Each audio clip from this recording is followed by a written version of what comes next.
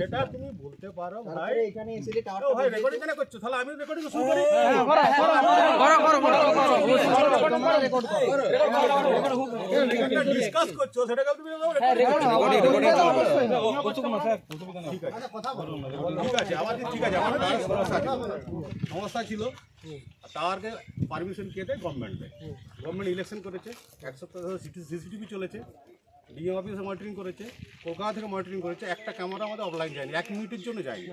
তারপরেও তোমরা কমপ্লেন করে যাচ্ছে যে আমাদের নেটওয়ার্কের সমস্যা আছে, দিয়ে তোমরা ইন্টেনশনালি কেটেছো।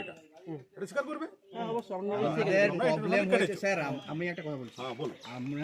আমরা হচ্ছে বিগত 1 বছর ধরে এই টাওয়ারটার জন্য আমরা বলে আনছি যে আমাদের প্রবলেম হচ্ছে। এবার যে আপনাদের মেইন যে এখানে সমরেশ নন্দী আছে, ও তো জীবনে ফোন ধরেনি। সমরেশ নন্দী, আচ্ছা যে যাই হোক নাম জানিনি, নাম অত চিনে লাভ নাই। যে আছে ওনাকে ফোন করলে ফোন ধরেনি, একবারই ফোন ধরলে এখনই বাগিয়ে দিচ্ছি 5 মিনিট। সেই কি সেম কিটি আমাদের কি মানে ওকে মানে আমরা কি জন্য কি ফোন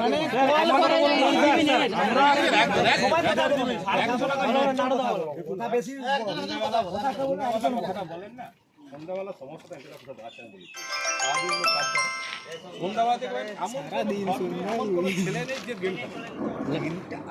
আপনাদের নেটওয়ার্কটা দেওয়ার কারণে লিমিটেড এডিশন চলে আছে সরকার থেকে নেট চলে নেই স্ট্যান্ডার্ড টাওয়ার এটা মিনি টাওয়ার। আমি কি বলছি লাইভ লিমিট বলে দিয়েছি এই টাওয়ারটা থেকে আমি ঘরে নেটও চালাবো, গেমও খেলবো। আপনারা দেখছেন যে এত ইউজ করতে তো আপনারা বড় এটা বড়টা তোমার যদি দরকার থাকে মেশিন নেটের, তুমি এখন তো বাড়িতে নেট দিয়ে হচ্ছে সবাইকে ব্রডব্যান্ড দিচ্ছি। তুমি নিয়ে নাও। আমরা ওয়াইফাই নিব বলছিলাম কিন্তু এই টাওয়ারটার জন্য ওয়াইফাই আসছে না। এইটাটাকে কে দেবে তোমাকে ভাই? ওয়াইফাই কেন নেব? টাওয়ারটা কি জন্য আছে? ক্যাপাসিটি মোবাইল সিমটা কি জন্য আমরা ব্যবহার করি? আমরা যে রিচার্জ টাকা যে রিচার্জটা করছি 250 টাকা রিচার্জ করছি স্যার। আমাদের নেট আমরা কি করব? তোমরা খেলিছ না একটা বল।